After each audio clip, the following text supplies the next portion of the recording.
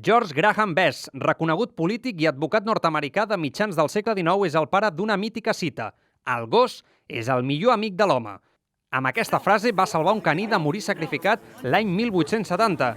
Ara, sembla que aquesta espècie animal tan afable tingui memòria històrica i són els gossos els que salven vides humanes.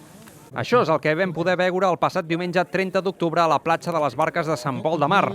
Abans de començar els simulacres, els responsables de Newfie Water, l'associació encarregada d'educar els gossos, van fer una petita explicació sobre la raça dels gossos socorristes, la raça Terranova, una espècie ideal per dur a terme rescats aquàtics per les seves característiques. Els gossos Terranova tenen una forta resistència al fred, són capaços d'arrossegar fins a 1.500 quilograms i tenen un caràcter molt afectuós, unes condicions ideals per a aquest tipus de salvaments.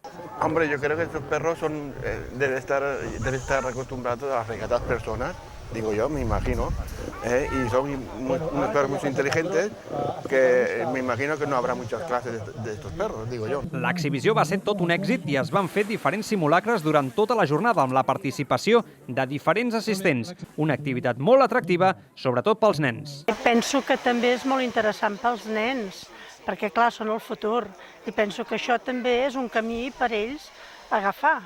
Ho trobo molt interessant. Són activitats que promouen molt sortir i també és una mica de cultura i, en fi, està molt bé.